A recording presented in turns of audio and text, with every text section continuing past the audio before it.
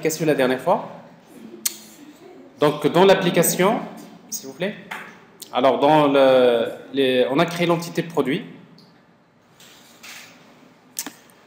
Bon, c'est une entité GPA classique. On a créé l'interface produit repository, donc pour la partie Spring Data, la partie mapping objet relationnel. Et après, on a créé le service REST Controller. Alors, notre service, en principe, il nous permet de consulter les produits, de consulter un produit, d'enregistrer un produit, mais également de chercher les produits. Alors ça, c'est côté service, côté serveur, si vous voulez. Alors côté client, donc dans la partie statique, donc on a dû en fait utiliser AngularJS. Alors pour le moment, nous avons utilisé AngularMin.js, c'est le module principal d'Angular. Tout à l'heure, donc vous allez voir qu'on aura besoin d'ajouter donc ce module Angular UI Router pour la gestion des routes. Donc c'est ce que je vous ai dit tout à l'heure. Alors côté CSS, on a donc deux fichiers, bootstrap.min.css et mystyle.css. Et après, bien sûr, nous avons notre application JavaScript et le fichier index.html. Alors index.html, c'est la page dans laquelle nous avons cherché les produits. Alors je démarre l'application.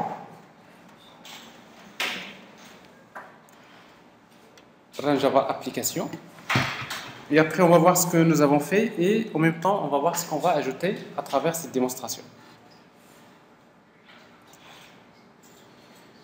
Alors en fait, donc, je vous rappelle qu'une fois que le serveur démarre, il démarre bien sûr la version de Tomcat embarquée. En principe, on peut consulter donc le service directement. Localhost, notamment si vous voulez avoir la liste de tous les produits. Bon, ça on a déjà vu qu'on consulte tous les produits en format JSON. Mais également, nous avons surtout le chercher. Alors, faites chercher, on spécifie les paramètres, le mot-clé, la page et size. Donc, ce qui nous donne en quelque sorte la possibilité de chercher les produits. Bien sûr, ça c'est toujours la partie service RESTful.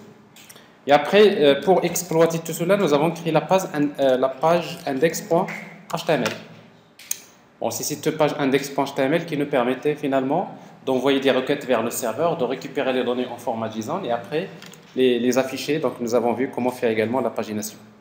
Alors maintenant, je suppose que dans mon application, je ne vais pas gérer que cette vue, je vais créer plusieurs vues. Alors, comment gérer maintenant plusieurs vues dans la même application ?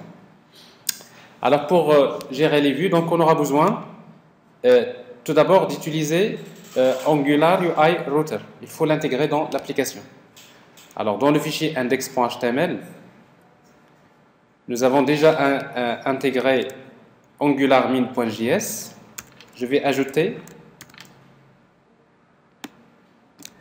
Angular UI Router min.js.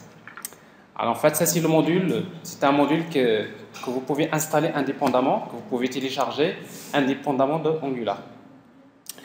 Et une fois que vous l'avez intégré, maintenant on va revenir au fichier app.js, on va configurer les routes. Comment? Alors dans le fichier app.js que nous avons déjà créé, alors si vous vous rappelez dans le fichier app.js, on a juste montré comment créer les contrôleurs. Nous avons créé un contrôleur qui s'appelle produit controller. Alors maintenant, je vais utiliser donc l'objet app pour configurer les routes. App.config. Alors en fait, function. Alors cette fonction-là, on va lui transmettre deux services. Le premier s'appelle state provider. Le deuxième s'appelle URL router provider.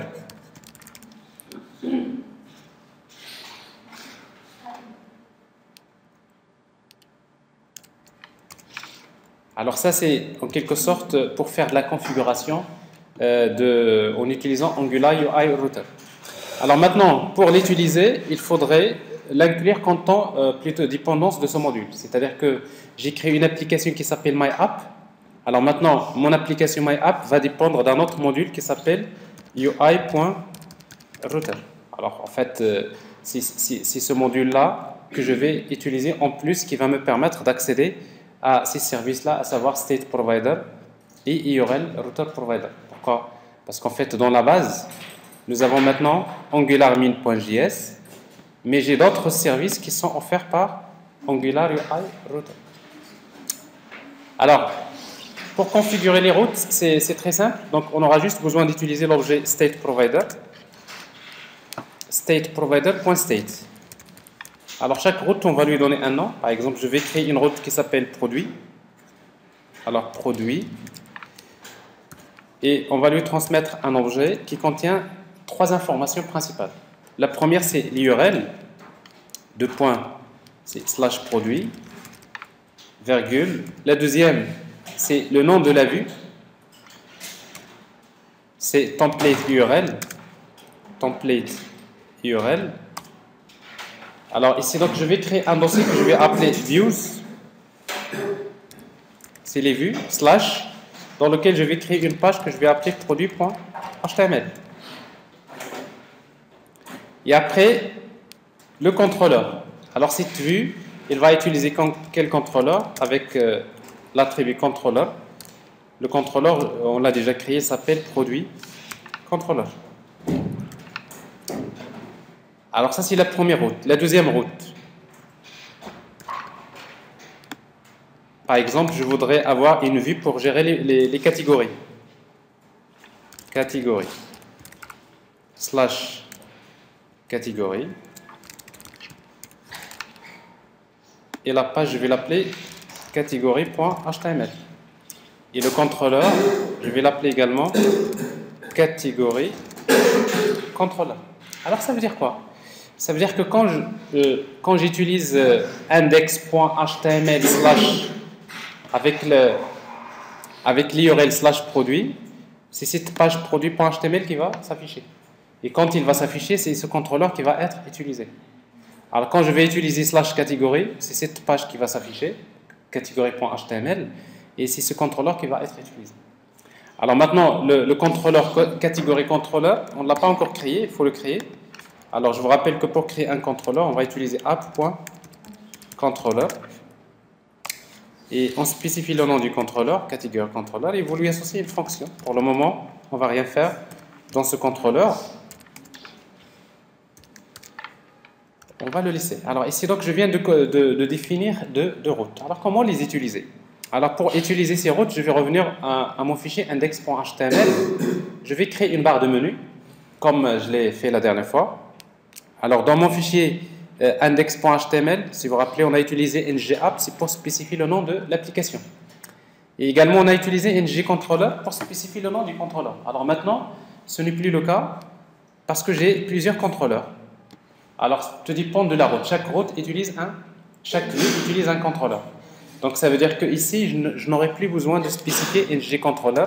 Bon, je le supprime. Et après, dans body, je vais créer une entête header. Alors, bon, on va créer la même entête qu'on a fait la dernière fois. Donc, un div avec la classe navbar. Je vais utiliser navbar default, dans laquelle j'ai un autre div avec la classe containerFluid, dans lequel j'ai un menu, une barre de menu avec UL.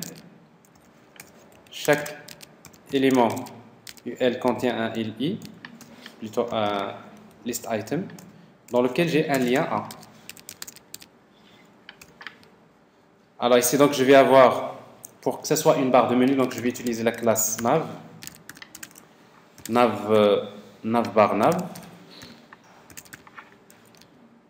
Et après, ici, donc, je vais utiliser donc un lien produit,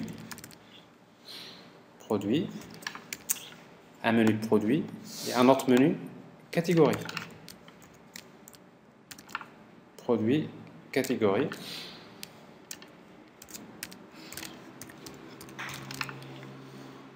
Produit, catégorie. Et après maintenant, quand je clique sur le menu produit, qu'est-ce que je vais faire? Donc je vais faire appel à la route produit. Alors la route produit, automatiquement, il va chercher une vue qui s'appelle produit.html. HTML. Et automatiquement, il va sélectionner le contrôleur produit contrôleur. Alors, c'est ce que je vais faire ici.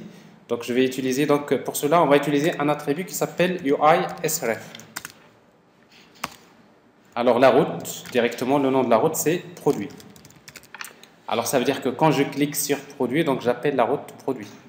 Je fais pareil pour catégorie. Ici. La route catégorie. Alors maintenant, à la suite de ma page, ça c'est header. Alors le reste, je vais le supprimer parce que tout ça, on ne va pas le mettre ici. CTRL X, je le supprime. Alors dans ma page index, qu'est-ce que j'ai? J'ai header et j'ai maintenant une zone dans laquelle je vais afficher les différentes vues, c'est-à-dire la partie qui est variable, soi-disant. Alors pour cela, on va utiliser un div. Alors dans ce div-là, il suffit d'utiliser un attribut qui s'appelle UIView. Et on va le laisser vide. Pourquoi? Parce qu'en fait, à l'intérieur de ce div, c'est là que je vais mettre soit produit.html, soit catégorie.html. Donc ici, donc, je vais insérer les vues. Alors c'est presque ce qu'on avait fait avec TeamLeaf, rappelez-vous. Dans TeamLeaf, il y a header, il y a une zone fragment qui change, et après il y a footer. Alors maintenant, je vais créer justement cette partie footer. Ici. Alors footer, dans laquelle j'ai par exemple un div avec une classe navbar fixed bottom, dans laquelle je mets par exemple un texte en small, par exemple ici donc adresse par exemple. Alors ici donc qu'est-ce que je vois là? Je vois ici une page HTML statique dans laquelle j'ai la partie qui est fixe, c'est header, l'entête elle est presque la même pour toutes les vues. J'ai une partie qui un div qui va se charger d'afficher les différentes vues de l'application, et après j'ai une partie footer. Ok? Alors maintenant il faudrait maintenant créer ça. Alors je sais que il faut plutôt la route produit, il fait appel à une vue qui s'appelle produit.html. Donc j'ai besoin de créer la vue produit.html et catégorie HTML. Alors, dans statique, je vais créer un dossier vue ou bien views. Donc ça c'est un dossier dans lequel je vais mettre les vues. Et dans lequel je vais créer HTML file. Alors produit.html. Alors maintenant dans produit.html, alors en principe j'ai besoin juste de spécifier quelques informations utiles. Alors ici donc liste des produits. Alors ici pour le moment je vais utiliser un div.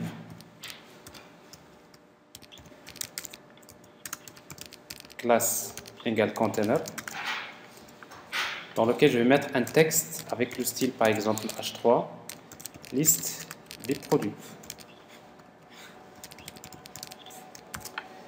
Ben, je fais la même chose, je fais un copier-coller pour créer les catégories. Alors en réalité, qu'est-ce que je devais mettre là?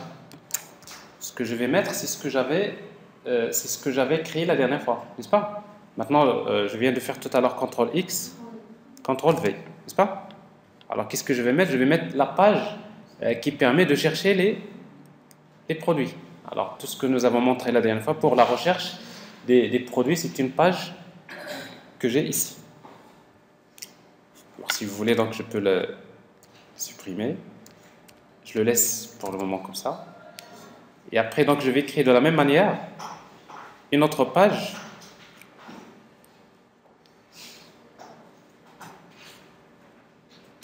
catégorie. Alors HTML catégorie .html. Alors la même chose, la seule différence ici pour le moment, donc je vais changer le titre et là on va mettre la même chose, un div classe égale container. lequel je vais mettre texte H3, liste des catégories. Alors si vous voulez, si on essaie d'afficher la page, notre page au début c'était comme ça, maintenant index.html, qu'est-ce qu'il devient? Ben, il devient tout simplement une page dans laquelle j'ai une barre de menu, j'ai un footer. Si je clique maintenant sur produit, qu'est-ce qui se passe? Regardez. Ici donc j'affiche la page produit.html. Là vous avez liste des catégories. Alors c'est déjà important parce que je vois ici quoi? Je vois déjà une page template dans laquelle je peux intégrer les différentes vues. Est-ce que maintenant j'interagis avec le serveur? Non. C'est toujours côté client. C'est Angular UI Router qui gère ces vues côté client. Alors remarquez ce qui se passe. Alors si vous remarquez bien ce qui se passe dans l'URL, regardez comment Angular UI Router, si vous voulez, il gère ses routes. Donc notre page s'appelle toujours index.html, n'est-ce pas? Et après il ajoute une dièse / catégorie. Donc c'est quoi ça? C'est la route catégorie. Alors ici donc vous avez quoi? Dièse / produit. Ça veut dire on est toujours dans index.html, mais en utilisant la route plutôt catégorie ou bien produit. C'est bon? Alors maintenant, dans la liste produit, qu'est-ce que je vais mettre maintenant? Je vais mettre le contenu que j'ai copié tout à l'heure. Ici, donc, je ne vais pas mettre ça. Plutôt, je vais, au lieu de la liste des produits, donc, je fais un CTRL-V. Alors, ça veut dire que ici, donc, j'affiche la liste des produits comme je l'ai montré la dernière fois. Alors, ici, donc, quand j'appelle index.html, voilà ce que je vais avoir. Alors, avec produit, j'ai la liste des produits. Et je cherche. Alors, si je suis dans catégorie, donc je suis dans une autre vue qui est catégorie. Alors, ici, donc, je suis en train de gérer les différentes routes. C'est bon? Alors, maintenant, il reste une chose, c'est la route par défaut. C'est-à-dire, quand vous tapez index.html, vous voulez, par exemple, afficher quelle est la route par défaut qu'on va configurer. Alors, pour le faire, ça se passe dans app.js. Dans app.js, dans config, on va utiliser URL router provider, c'est-à-dire ce service-là, .otherwise. Alors, quelle est la route par défaut? C'est produit. Alors, si vous faites ça, ça veut dire que vous avez un ensemble de routes, mais maintenant, la route par défaut que je vais utiliser, c'est produit. Alors, maintenant, si vous tapez index.html, vous allez remarquer que par défaut, il va vers la route / produit. Et avec ça, donc j'ai déjà une idée comment créer une application complète MVC côté client. C'est bon? Clair? Merci pour la dernière. Laquelle? J'ai pas bien compris la dernière commande que vous avez ajoutée. C'est pour le otherwise. Oui. Alors c'est ce que je disais. Alors si vous mettez pas en fait cette instruction, alors quand vous appelez index.html, vous allez avoir la page index. Mais est-ce qu'il y a une route qui est sélectionnée par défaut? Aucune. Maintenant, je veux définir la route par défaut. Alors pour définir la route par défaut, donc je vais ajouter URL router provider.otherwise. Quelle est la route par défaut? C'est produit. Alors qu'est-ce que ça va ajouter? Ben, ça va ajouter que quand j'appelle index.html, il y a une page par défaut. Ben, c'est cette route qui va être sélectionnée par défaut. C'est bon? Alors maintenant, je vous montre en quelque sorte comment travailler avec le Angular UI Router pour gérer les routes. Alors maintenant, on arrive à la dernière partie, si vous voulez, comment déployer l'application. Je suppose que maintenant j'ai terminé l'application. Comment la déployer? Alors pour déployer l'application, regardez bien. Alors il faut juste pas oublier une chose, c'est que notre projet c'est un projet Maven, n'est-ce pas? Donc c'est Maven en fait qu'on va utiliser pour faire tout le travail qui reste. Alors d'abord, si on regarde le fichier pom.xml, notre application, vous allez remarquer que dans l'application vous avez spécifié packaging. Regardez. Alors ici, qu'est-ce que nous avons dans packaging? Nous avons jar.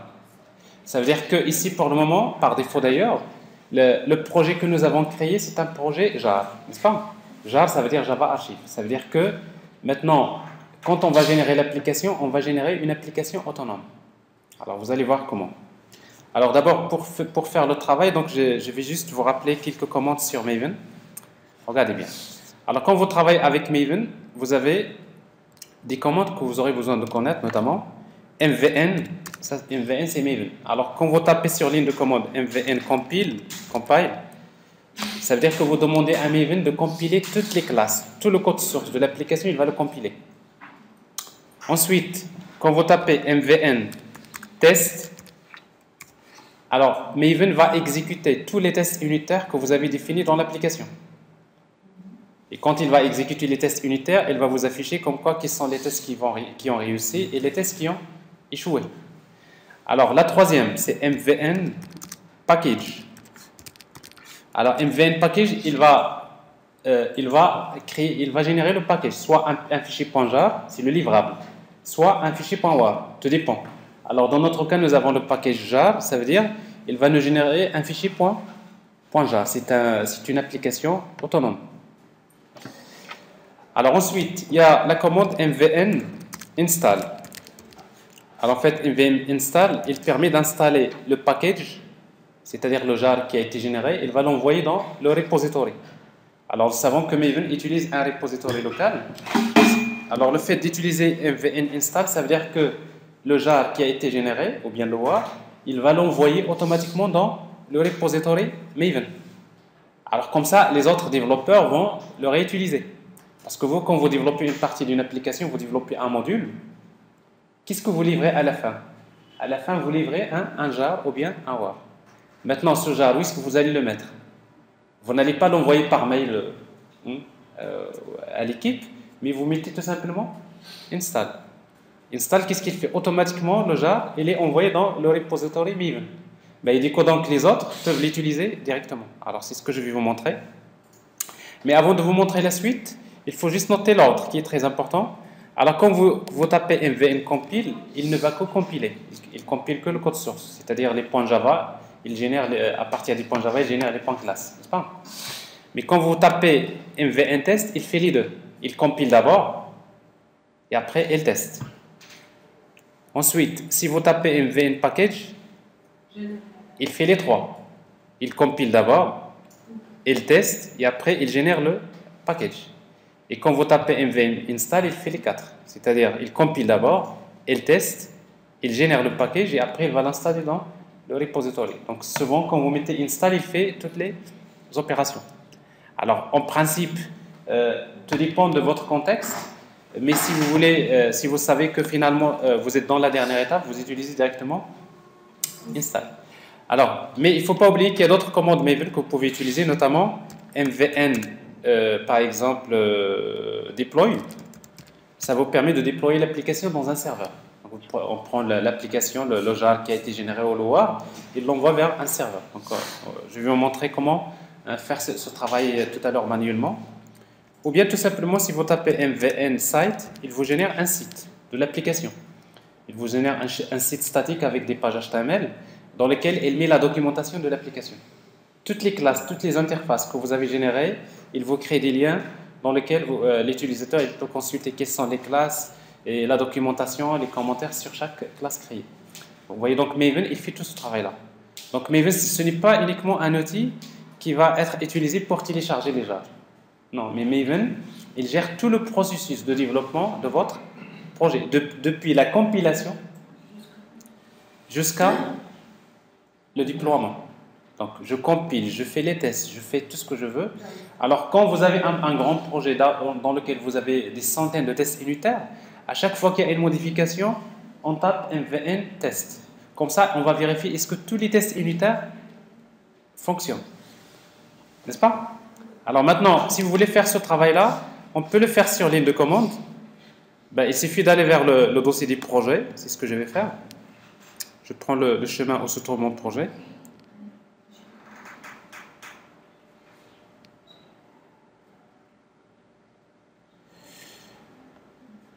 Voilà le chemin. Et je me place sur ligne de commande. Et je peux directement me positionner dans mon projet. Et après, je peux taper des commandes mvn, compile, install, ce que je veux. Alors, sauf que il faut savoir, si vous voulez utiliser Maven, il faudrait que Maven soit installé dans votre machine. Alors, dans mon cas, je suppose que Maven, il se trouve dans le dossier Tools. Et donc, c'est Apache Maven, il est là. C'est la version 3.9. Ah, il faut le télécharger. Et après, surtout, vous avez dans Maven, vous avez bin. Et dans bin, vous avez la commande mvn, vous voyez? Alors, ça veut dire que ce chemin-là, Maven, Apache Maven anti/bin, il faut l'ajouter à la variable path, hein, la variable d'environnement path. Vous savez comment le faire? Propriété du poste de travail, paramètres, variable d'environnement. Si vous voyez donc la variable d'environnement path, ben vous allez trouver qu'au début, vous voyez donc ici, qu'est-ce que vous avez? Vous avez le chemin de Maven. C'est normal parce que je dois intégrer le chemin comme ça. Si je tape mvn dans mon projet mvn, ben il va reconnaître la commande Maven, n'est-ce pas? Alors je vais vous montrer tout à l'heure qu'en fait vous n'êtes pas obligé de passer sur l'île de commande pour faire ce travail, parce que vous pouvez le faire avec Eclipse, hein. C'est plus simple avec Eclipse, mais si vous voulez comprendre ce qui se passe, il vaudrait mieux passer par là. Donc mvn compile. Alors ici, qu'est-ce qu'on est en train de faire? On demande à Maven de compiler le code source, tout le code source de l'application. Alors il va lancer la compilation. À la fin, il faut attendre. Vous voyez, donc il vous dit qu'il y a 4 sources qui ont été compilées. Nous avons créé l'entité produit, l'interface JPA Repository, le web service et l'application. Nous avons créé 4 classes et interfaces. Donc ils ont été compilés. Mais il faut toujours regarder. Ici, vous avez build success. L'opération a réussi. Ensuite, vous faites test. Alors, si vous avez des tests unitaires, vous voyez, donc il compile d'abord. Il compile. Et après, il exécute les tests unitaires. Alors, dans notre cas, vous voyez donc les tests? Non. Alors, pour le moment, on n'a pas créé les tests unitaires nous-mêmes. Mais par défaut, quand vous créez Eclipse, quand vous créez un projet Spring Boot, exactement, vous n'avez jamais fait attention, il y a un dossier qui s'appelle source test. Et vous voyez donc, il a déjà créé un test unitaire. En fait, le test unitaire qui est là, tout ce qu'il fait, c'est qu'il démarre l'application Spring Boot. Si l'application génère une exception, pour lui, le test a échoué. S'il ne génère pas d'exception, ça veut dire que le test a échoué. Plutôt, le test a réussi.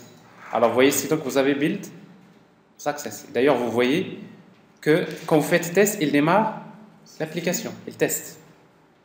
Alors, à vrai dire, pour nous, on n'a pas créé des tests unitaires, mais ce qui m'intéresse pour moi maintenant, je veux générer le package. Alors, je vais générer le package en utilisant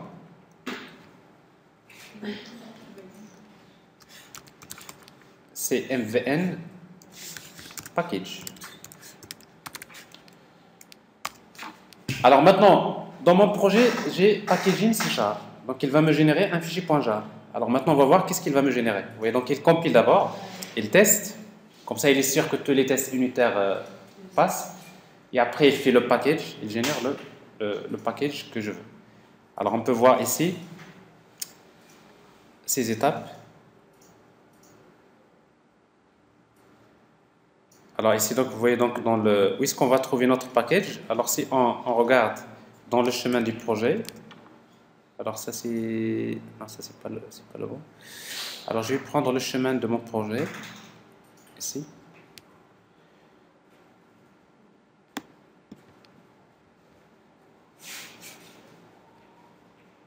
Alors le projet est là. Alors dans le projet, en fait, il va créer généralement un fichier qui s'appelle, un dossier, qui s'appelle target. Alors en fait, dans un projet Maven, le dossier target, il est fait pour stocker ce qui a été généré. Par exemple, si vous cherchez les points classes, ils sont là. Si vous cherchez ici, donc voilà ce qui nous intéresse, vous avez un fichier .jar. Comment il l'a appelé? Il lui a donné le même nom de l'application, la version que nous avons utilisée, après vous avez .jar. Alors maintenant, qu'est-ce que vous... Il est où l'application? Il est là. Toute l'application, elle est archivée dans un fichier .jar. Si vous voulez l'exécuter, ben c'est très simple. Ben, il suffit d'aller vers le dossier, cd target, et vous tapez Java. C'est une application Java. -jar. Et le fichier s'appelle client snapshot.jar. Entrez. Alors, qu'est-ce qui se passe maintenant? Vous êtes en train d'exécuter l'application que vous avez créée. Vous pouvez la démarrer dans n'importe quel serveur. Alors, si, par exemple, vous êtes connecté au réseau local, alors vous pouvez tester à partir de votre machine, ou quelqu'un qui peut tester à partir de votre machine, mais il faut se connecter au même point d'accès. Alors, faites le point d'accès, c'est Android APY. Android APY. Le mot de passe, c'est 1, 2, 3, 4, 5, 6, 7, 8.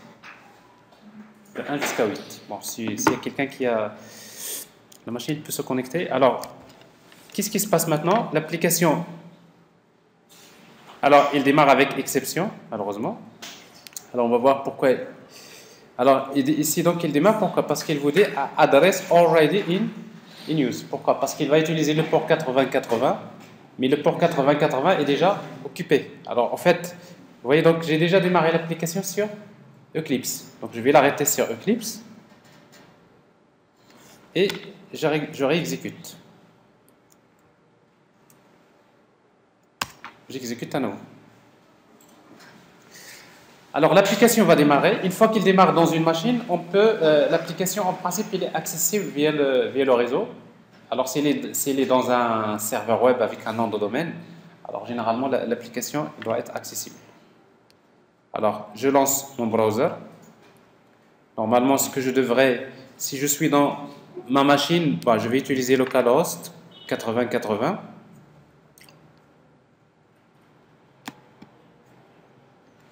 Localhost 8080. Bon, l'application elle est là, ça marche. Alors si je suis dans une autre machine, je vais utiliser cette adresse IP. Par exemple, si vous êtes connecté dans le même réseau, vous pouvez utiliser cette adresse IP pour vérifier. Alors vous en aurez besoin, comme ça vous allez suivre avec moi un peu ce qu'on fait.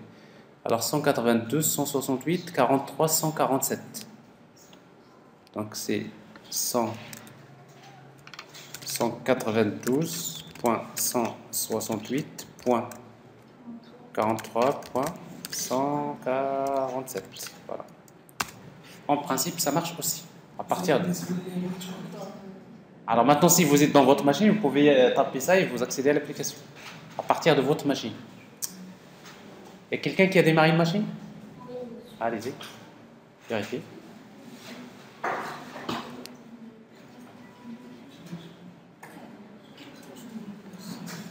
Tu es connecté à ce réseau-là? Ce point d'accès. Ça marche? Et si vous voulez accéder à l'application avec une clé, c'est possible? Attendez. Alors maintenant, je vous ai montré. Moi, je suis dans mon serveur. J'ai déployé l'application, mais l'application, elle est accessible. Elle est déployée. N'est-ce pas? Alors maintenant,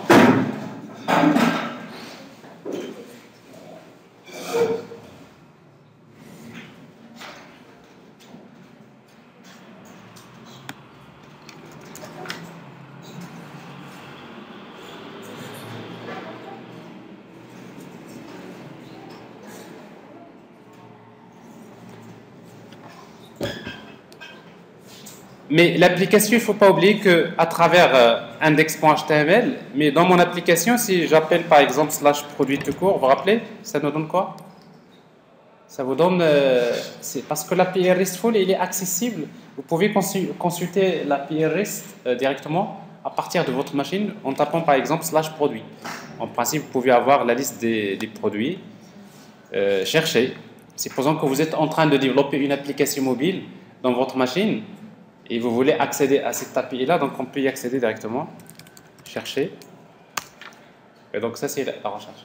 Mais nous, bien sûr, on a exploité tout ça à travers index.html. Et dans index.html, nous avons l'application. Alors, ça c'est Jar. C'est l'application autonome. C'est plus simple. Pourquoi? Parce que ici, est-ce que j'ai besoin d'un serveur d'application avec ça? Est-ce que j'ai besoin d'installer un serveur comme Tomcat ou WebSphere? Non. Tout est dans le Jar. C'est ça l'avantage de travailler avec le Jar. C'est une application autonome. Alors, si vous voulez voir ce qu'il y a dans ce fichier .jar, alors d'ailleurs, vous voyez ici, vous faites refresh.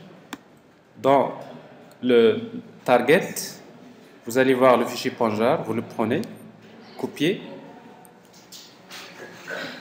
Alors, vous pouvez le mettre quelque part, on va le mettre dans le bureau. J'ai un dossier que j'ai créé tout à l'heure, CC, comme ça. Je supprime ça.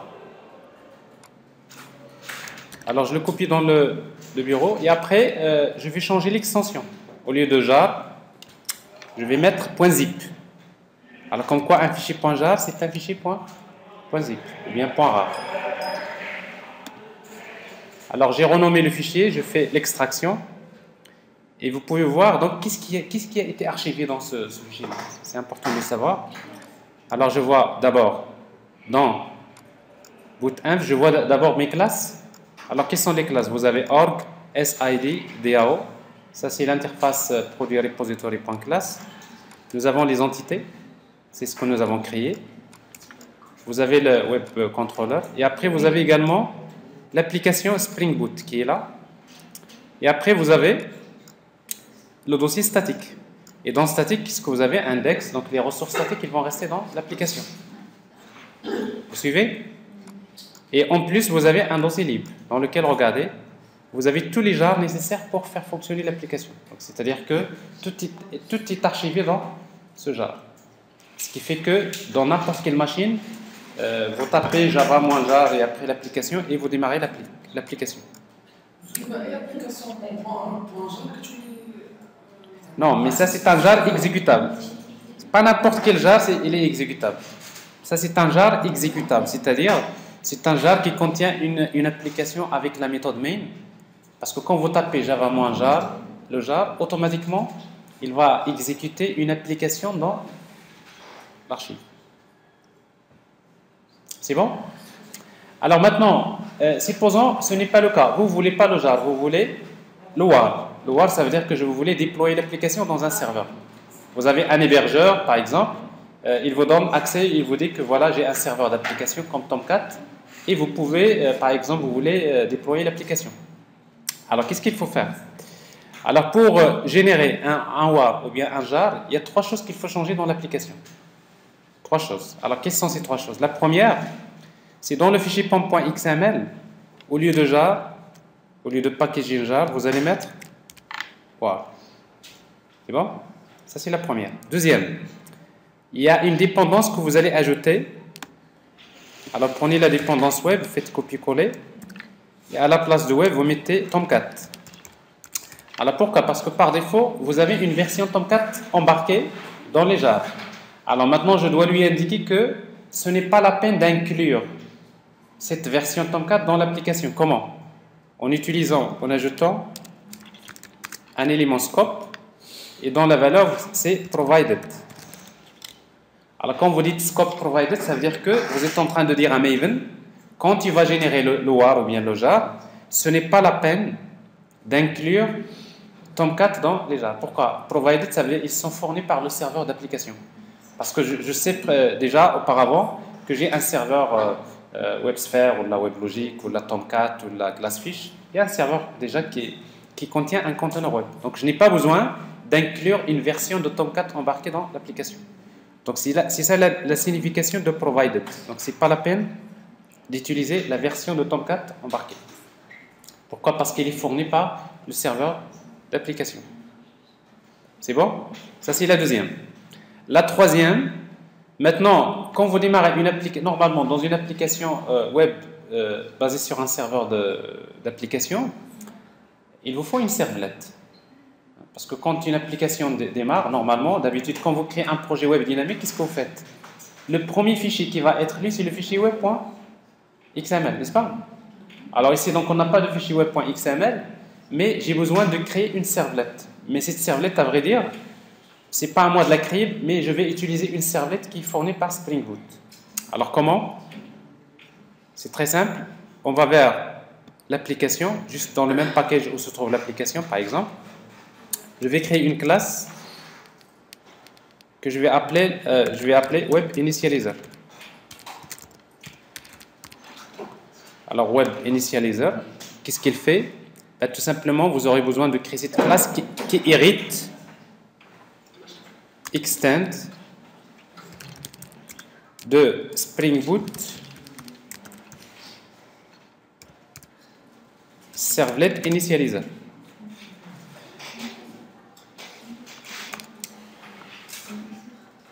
Alors, vous voyez donc que vous êtes en train de, soi-disant, d'utiliser une servlette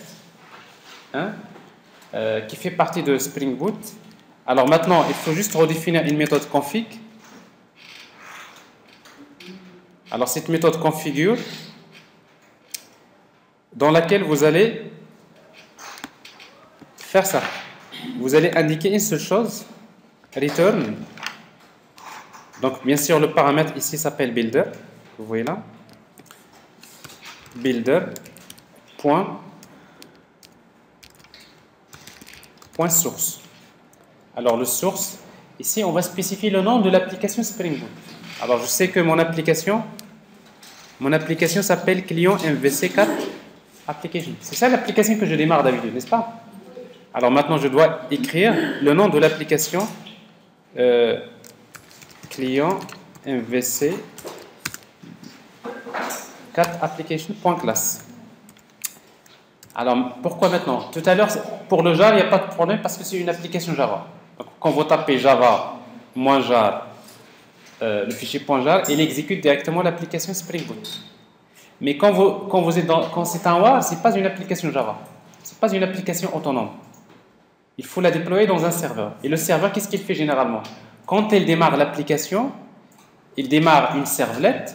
C'est cette servlette qui va démarrer, soi-disant.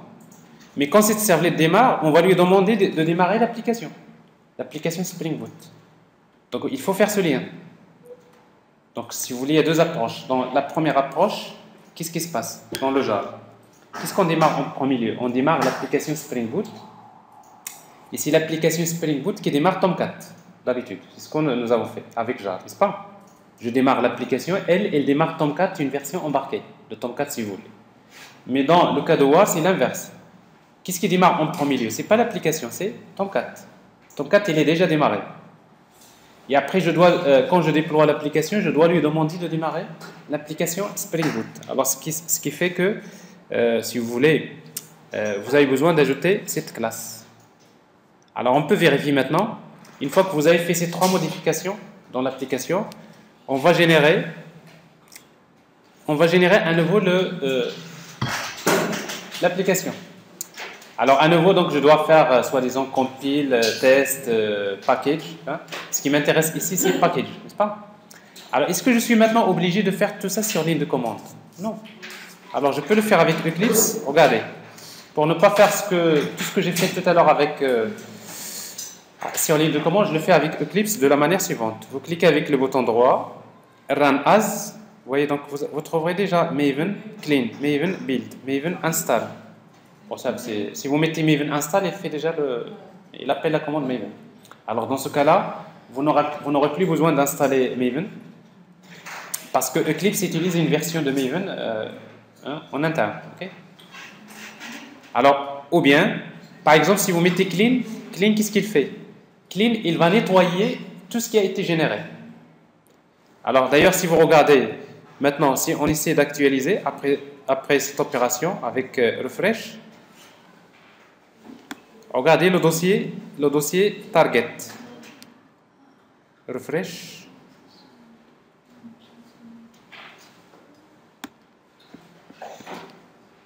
Je suis bien dans le bon projet.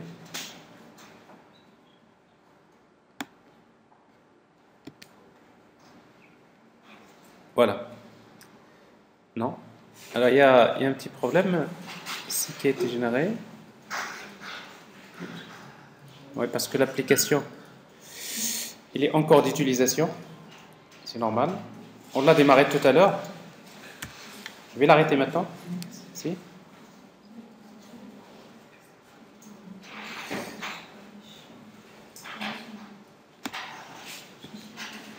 Il peut pas effacer les fichiers parce que l'application est démarrée. Donc run par exemple clean, even clean. Alors clean, ça veut dire que je voudrais supprimer tous les fichiers qui ont été générés dans target. Alors si je fais un refresh,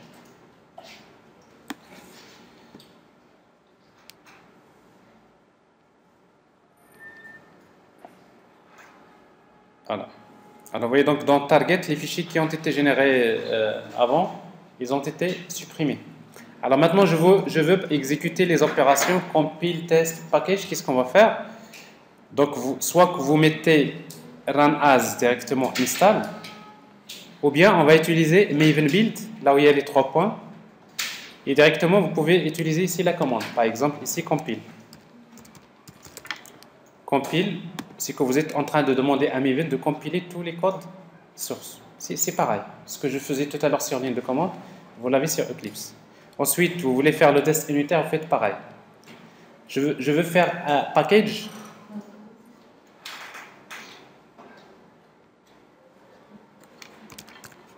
Package. Alors cette fois-ci, dans le package, il va me générer un jar. Plutôt, c'est pas un jar, c'est un war. Parce que là, j'ai changé.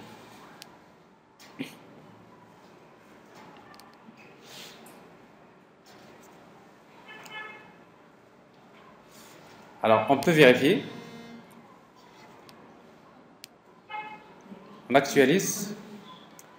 Alors déjà, vous voyez donc avec package, qu'est-ce qu'il fait? Il compile d'abord. Ensuite, il passe par le test. Et après, à la fin, il vous dit, voilà, il vous a généré un fichier. Vous voyez donc ici. Alors, vous pouvez voir le chemin, il est là. Ben, il vous dit que il y a le fichier, il est là, qui a été généré. Le point war. C'est bon?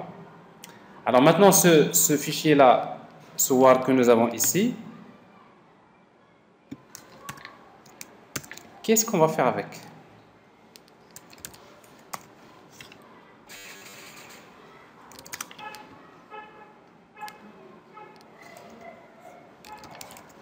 Alors nous avons le point war. Il est là. Qu'est-ce qu'on va faire avec? Est-ce que c'est une application qu'on peut exécuter? Ce n'est pas une application Java, il n'est pas autonome. Non, il faut le déployer dans un serveur. Donc il nous faut un serveur. Alors maintenant, je vais démarrer un serveur, Tomcat par exemple. Alors pour démarrer Tomcat, je vais accéder directement à Tomcat qui est là. Tomcat. Je suppose que Tomcat, il doit démarrer quelque part dans un serveur.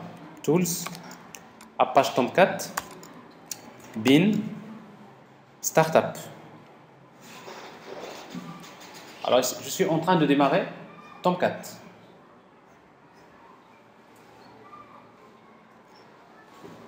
Alors en fait, Tomcat, là si vous voyez ici Spring, ça n'a pas. Pourquoi? Parce que j'ai déjà déployé d'autres applications. Spring Boot dans Tomcat, ça veut dire que quand Tomcat démarre, s'il trouve il y a des applications qui sont déployées, il va les démarrer également. C'est pour cela que vous voyez le message qui s'affiche. Alors en tout cas, si Tomcat démarre, on peut accéder à l'interface de Tomcat. Supposons que j'ai démarré Tomcat quelque part dans un serveur. Donc je peux accéder à la console d'administration de Tomcat, localhost 8080.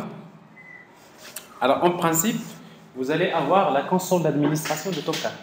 Alors, c'est une console que vous connaissez déjà, que vous avez déjà vue auparavant. Alors bien sûr, j'attends encore parce qu'il n'a pas complètement démarré. Il est toujours en train de démarrer les applications.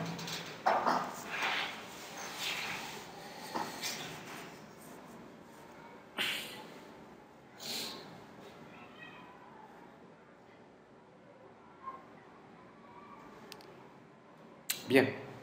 Alors voilà la console de Tomcat. Donc avec cette console de Tomcat, je peux accéder à Manager App. Donc ici, à partir de ce bouton-là, je peux accéder à la console d'administration. Bon, il vous demande le nom de l'utilisateur et le mot de passe. Alors où est-ce que je vais définir un utilisateur et un mot de passe qui a le droit d'administrer Tomcat? Ben, ça se passe si vous avez Tomcat, en principe, dans Tools, Tomcat, il y a un dossier qui s'appelle conf. Les utilisateurs de Tomcat sont stockés dans un fichier qui s'appelle tomcatusers.xml. Ben, je vais l'ouvrir avec le bloc-notes. Et bien tout simplement, vous aurez besoin d'ajouter un utilisateur. Alors vous allez ajouter ces deux lignes. Parce que tout ça, c'est des commentaires. Qu'est-ce qu'on va ajouter? On va ajouter d'abord un rôle. Ce rôle s'appelle Manager GUI, obligatoire. Parce qu'il faut avoir ce rôle-là pour Tomcat. Et après, on va créer un utilisateur. Ici, donc, j'ai un utilisateur qui s'appelle Tomcat. Le mot de passe, c'est Tomcat. Et quel est le rôle qu'on va lui attribuer? C'est Manager GUI. Ça veut dire que cet utilisateur a le droit d'accéder à l'interface d'administration de Tomcat. C'est bon? Ça veut dire que par défaut, quand vous installez Tomcat, vous avez ça, en principe, vous l'avez en commentaire. Hein. Vous avez tout ça en commentaire, mais vous aurez besoin d'ajouter ces deux lignes. Alors, si vous voulez ajouter un autre utilisateur, qu'est-ce que vous allez faire? Ben, vous mettez user, par exemple, si vous mettez admin, mot de passe 1, 2, 3, et le rôle c'est manager. Donc, vous pouvez créer autant d'utilisateurs. En tout cas, ici donc je tape Tomcat, mot de passe Tomcat ou bien admin 1, 2, 3. J'accède à l'interface d'administration de Tomcat. Mais avec ça, qu'est-ce que je peux faire? Vous avez un bouton choisir un WAR et télécharger. Si vous voulez déployer une application WAR, il suffit d'aller vers ce bouton. Vous cherchez dans l'application Target et vous avez le fichier point. Et après vous dites ouvrir, déployer. Je déploie. Alors ça veut dire quoi déployer? Donc cette application, c'est upload. À partir de votre machine, vous l'avez envoyé vers le serveur. Il est déployé, vous allez la voir ici, il est là. 4 MVC client. Si vous y accédez, vous avez l'application. Alors maintenant, à partir de votre machine, alors ça c'est pas celle-là, hein, parce que normalement ça ne devrait pas marcher. Attendez. Je vais supprimer, parce que là il y a quelque chose qui cloche. Je suis en train d'utiliser une application qui est déjà déployée. Alors je vais retirer cette application, comme ça je n'aurai plus de... Je retire également cette application-là. Ici aussi cette application. Voilà. Et après je vais déployer l'application, la seule application que j'ai.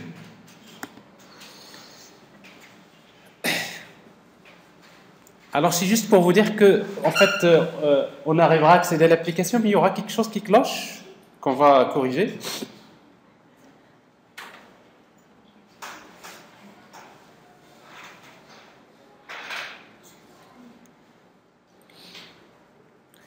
Alors si vous voulez savoir qu'est-ce qu'il y a dans le WAR, la même chose. Donc vous prenez le fichier .war, vous mettez l'extension zip, vous faites extraire et vous faites la différence entre le WAR et le jar.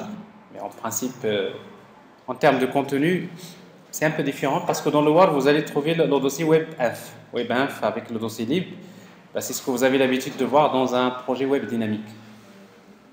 Alors l'application, elle est déployée. Maintenant, à partir de ta machine, si par exemple tu as localhost / cette fois-ci il faut taper ça /mvc, c'est le nom de l'application.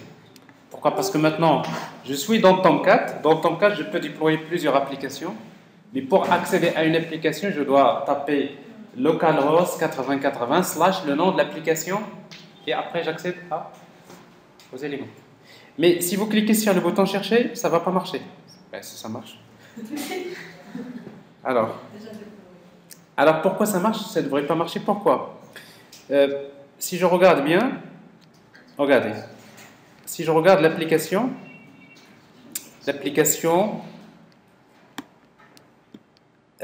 app.js.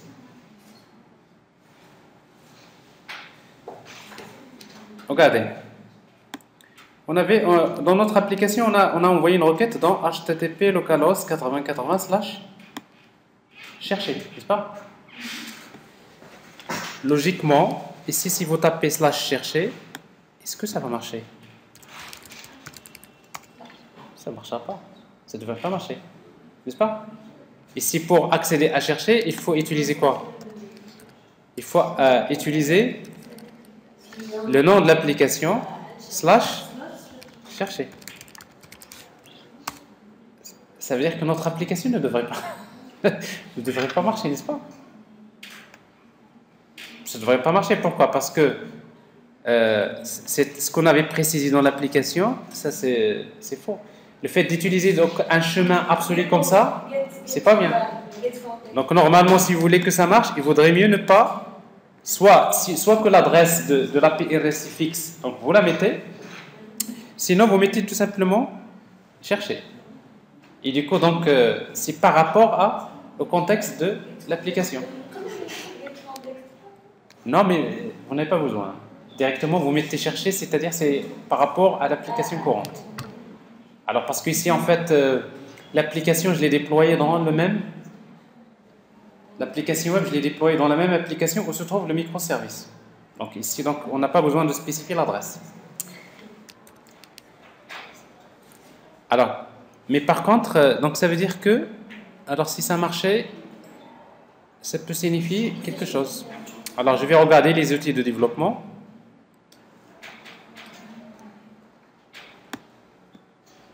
Network. Quand je cherche, je vais voir quelle est, vous voyez donc la requête qui a été envoyée. Alors, ça veut dire que le fichier jar que j'ai déployé, c'est pas le bon. Alors, je reprends. Actualiser. Le fichier jar que j'ai ici n'est pas le bon. Je vais le supprimer, retirer. C'est pas le bon. C'est-à-dire j'ai utilisé une autre version. Alors maintenant, ma version, elle est là. Alors je vais prendre le chemin, propriété.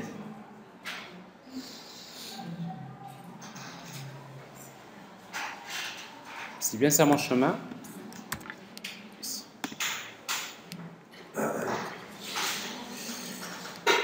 Déployer. Alors, ici, c'est bien ça le fichier. Voilà. Deploy.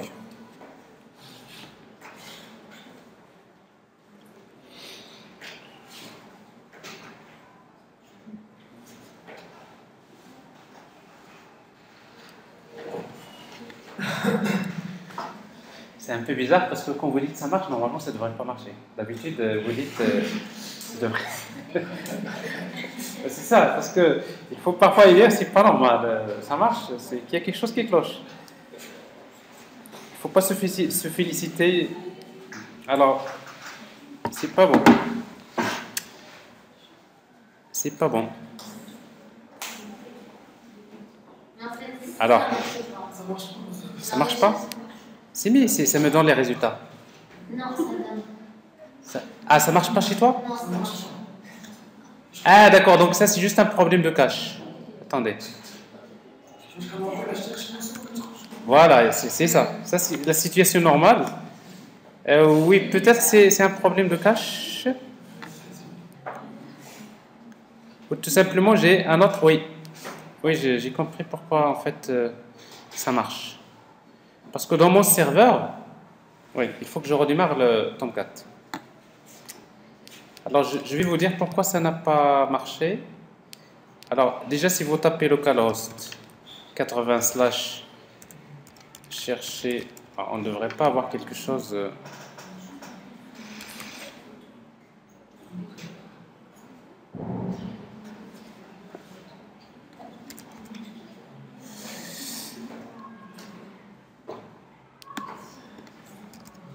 Il n'y a rien. Alors, localhost, chercher, il n'y a rien qui marche. Je démarre Tomcat.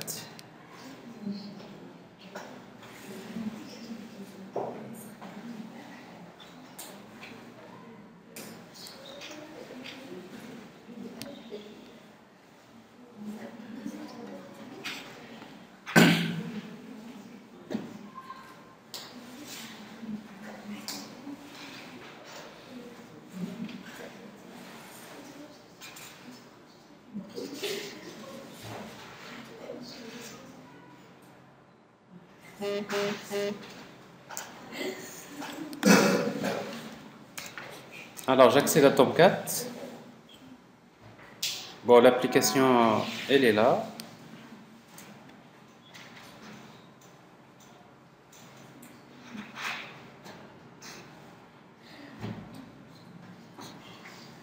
Donc, ça veut dire j'ai mal.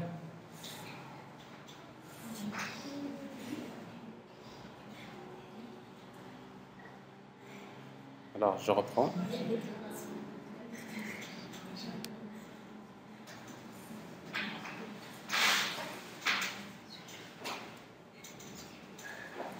Bon, je retire l'application, retirer.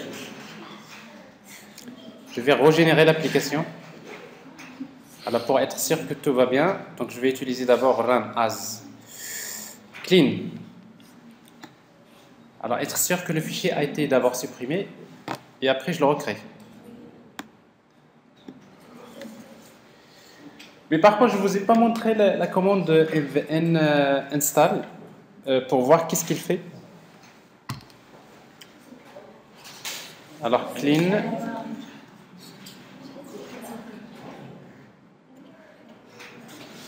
Alors, il ne peut pas faire clean, c'est normal, parce que le serveur est démarré. Alors,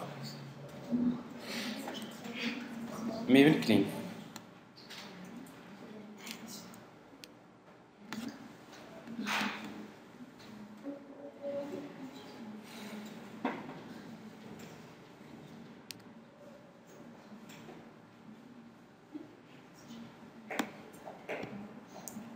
Alors, target.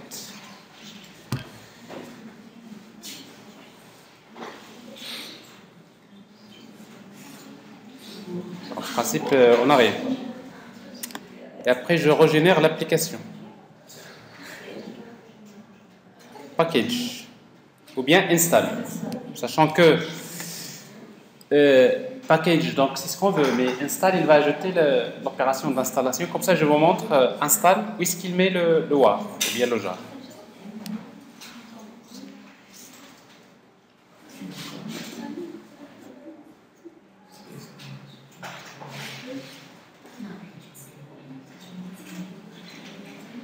Donc la compilation est passée, le test est passé, il passe sur package, donc il génère le package, voilà, il l'a généré, maintenant il passe vers install, et après il vous indique où est-ce qu'il l'a mis, quelque part install, alors vous voyez donc où est-ce qu'il met le, regardez, target client.xml, tout ça il le met dans. Alors, je le retrouverai facilement. Refresh. Alors, target, j'ai le WAR qui a été généré, il est là. Je vais prendre le chemin.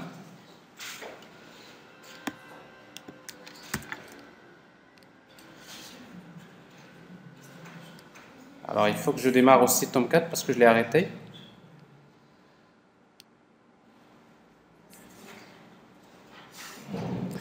Alors, entre-temps, où est-ce que, quand vous dites install, où est-ce qu'il met le livrable? C'est dans utilisateur Maven. C'est que Maven se trouve dans le dossier .m2. Il y a un dossier repository. Et vous cherchez maintenant votre, c'est quoi votre groupe ID? C'est org. Vous cherchez org. .sid. org.sid. Et après, vous avez l'application, la version, et vous avez ici le jar, et là, vous avez également le WAR. Donc, ça veut dire que install, il déploie bien le jar et le WAR. En fait, on a déployé tout à l'heure le jar, mais maintenant, c'est le WAR. Alors, quand un livrable est dans le repository, votre travail est terminé. Ça, c'est la livraison. Parce qu'en fait, on ne va pas vous demander d'envoyer le résultat par mail ou je ne sais pas quoi. Mais vous dites install, il est déjà dans le repository. Si vous voulez le réutiliser dans un autre projet, qu'est-ce qu'il faut faire? Alors, pour utiliser un fichier jar qui se trouve dans le repository dans votre projet, dans un autre projet, qu'est-ce qu'il faut faire? Ben, vous allez ajouter une dépendance dans le fichier pom.xml. Alors, c'est quoi la dépendance? Dependence. Donc, group ID, qu'est-ce que vous allez mettre? Group ID, c'est org.sid. Et dans la version, qu'est-ce que vous allez mettre? La version, vous allez mettre snapshot, celle que... Machin, celle-là.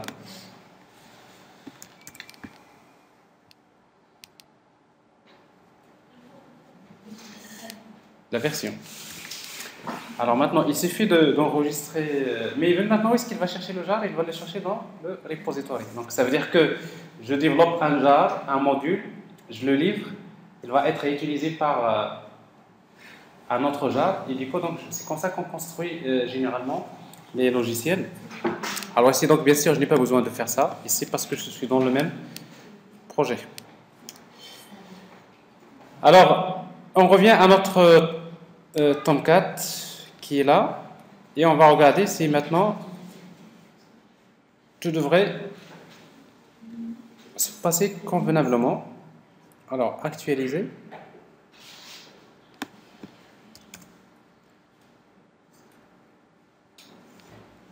Bon, il n'y a aucune application déployée. On va déployer le jar.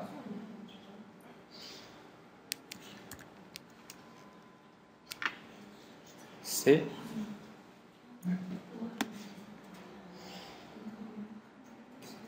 voilà. Mais je suis en train de regarder le temps. C'est juste pour voir est-ce que c'est la bonne version. Comme ça, il faut trouver une explication à ce qui s'est passé tout à l'heure. Mais en tout cas, c'est pas normal que ça marche.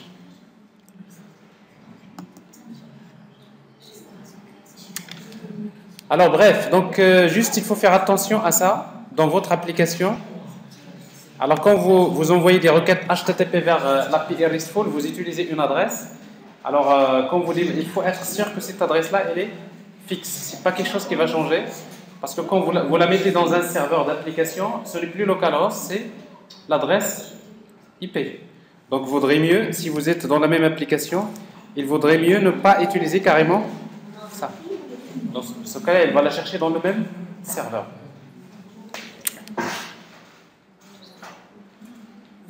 Alors l'application est déployée.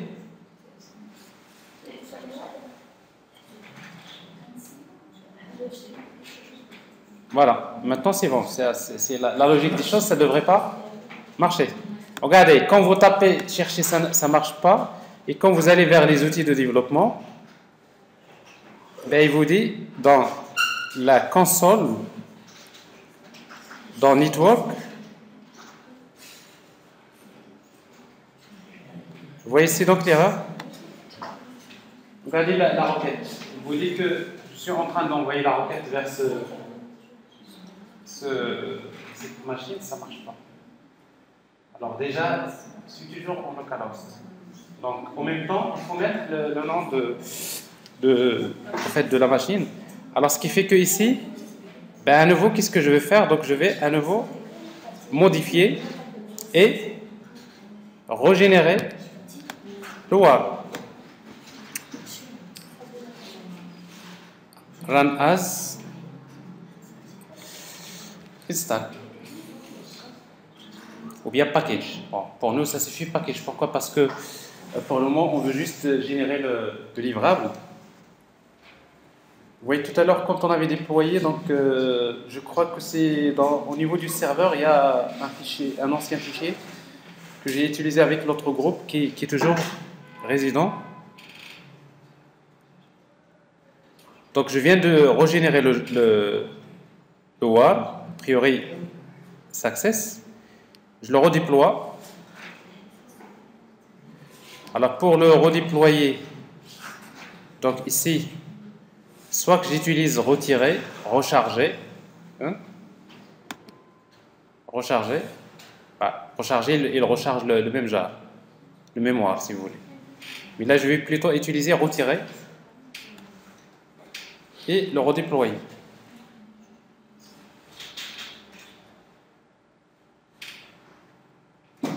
Retirer et à nouveau deploy.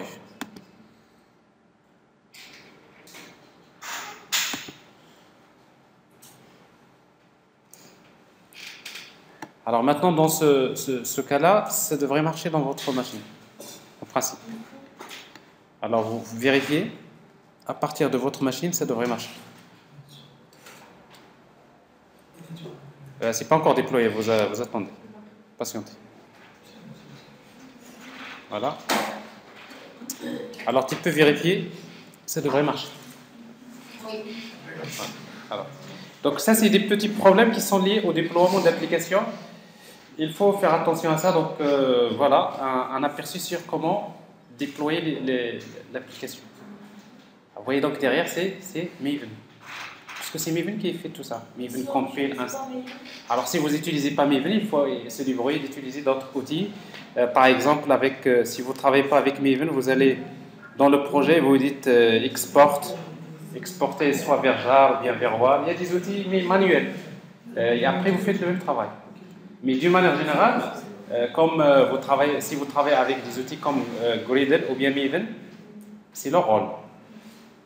Donc Maven, ce n'est pas uniquement pour télécharger les jars, c'est pour vous accompagner dans tout le processus de développement du projet. Parce que n'importe qui, vous lui donnez le code source de votre projet, il sait comment déployer. Il va taper compile, install. On vous donne un projet, vous n'êtes même pas obligé de savoir ce qu'il contient. Bon, vous savez les commandes Maven. Compile, install, compile, test, install, deploy, et après toutes ces opérations, vous pouvez les faire facilement. La base de données, vous l'avez déjà intégrée. Alors maintenant, la base de données, par contre, non, la base de données, ça suppose qu'il est déployé indépendamment. Parce que la base de données n'est pas dans le jar, il n'est pas dans MySQL, il n'est pas dans l'application, n'est-ce pas? Donc ça suppose qu'il faut toujours avoir un serveur de base de données, c'est normal. Donc la base de données, il doit être déployé. Ça veut dire qu'en fait, dans le serveur d'application, on a besoin du serveur MySQL. Il faut déployer il vous faut un serveur MySQL, sinon ça ne va pas marcher. C'est normal. Déployer la base de données et après déployer l'application. Base de données, c'est à part. Application, c'est à part. Alors maintenant, pour la base de données, comment déployer la base de données? Alors, si vous avez terminé votre travail, qu'est-ce que vous faites généralement? Vous allez vers phpMyAdmin et vous exportez la base de données, n'est-ce pas? Alors, vous l'exportez. Voyez la base, elle est là. Vous dites export en SQL, un fichier .SQL, c'est un fichier. Et après, donc vous exécutez ça. Ben, il vous génère un fichier .SQL. Ben, ce fichier-là, vous le prenez. Et maintenant, vous allez cette base de données, il faut la déployer dans le vrai serveur. Alors, comment vous allez faire? Ben, pareil, vous accédez au serveur. Vous dites phpMyAdmin. Parce qu'en fait, le serveur lui-même, il vous donne une interface d'administration de la base de données. Ça peut être phpMyAdmin, ça peut être autre outil. Et après, vous dites, maintenant, SQL, je vais exécuter un fichier SQL. Et vous dites le fichier. Alors, c'est donc importer. Importer. Vous allez vers le serveur, vous dites importer. Tout ce que vous connaissez, c'est... Alors, dans le téléchargement, vous avez le fichier prod.sql. Et vous dites exécuter. Alors maintenant, qu'est-ce que vous êtes en train de faire? Votre script SQL, vous faites un upload vers le serveur, il l'exécute et vous avez la base de données. Donc vous avez donc la base de données. C'est quelque chose à déployer à part. Donc dans n'importe quelle application, vous le faites. À moins si vous voulez le faire avec Maven, la même chose. Donc MVN. Et après la commande, un plugin MySQL qui vous permet de déployer la base de données. Si, je l'ai exporté avec les données ici. Alors vous pouvez vérifier. Hein. Ici, donc, je vais supprimer cette base. Supprimer. Alors, supprimer la base de données, donc directement j'accède à la base de données.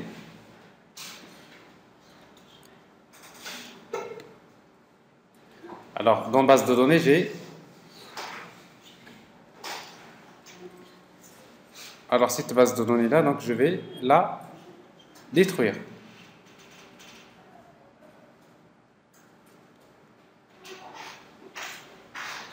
Les opérations. Supprimer la base de données. Bon, la base de données, je l'ai supprimée, n'est-ce pas? Bon, je l'ai supprimée. Alors après, je vais dire importer. Alors logiquement, maintenant, si j'accède à l'application, il n'y a rien qui va marcher. C'est normal. Parce que la base de données a été supprimée. Alors si vous regardez le serveur, vous allez trouver des exceptions qui s'affichent, n'est-ce pas? MySQL Connection, parce que vous tentez de vous connecter à une base de données qui n'existe pas. Il y a des exceptions qui sont affichées là. Après, je vais dire maintenant, je dois déployer la base de données, importer. J'ai déjà le fichier prod SQL, exécuter. Alors maintenant, bien sûr, parce que je n'ai pas intégré le nom de la base de données dans le script, il faut d'abord créer une base de données qui porte le même nom, prod, quoi 6, qui est vide, d'abord, et après c'est dans cette base de données que je vais importer SQL. Importer, alors mon fichier SQL prod,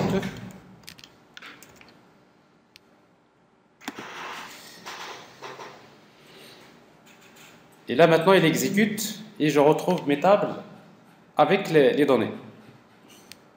Oui. Donc j'exporte les tables, la structure des tables avec les données. Je reviens à l'application. Ça marche. C'est bon?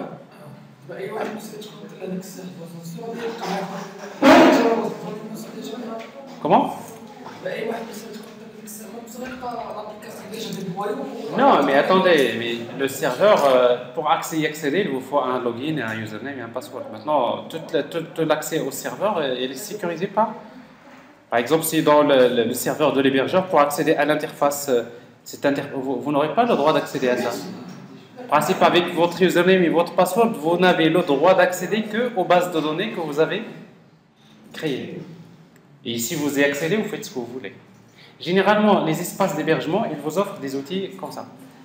PHPMyAdmin, vous accédez à votre base de données. Est-ce que c'est bon?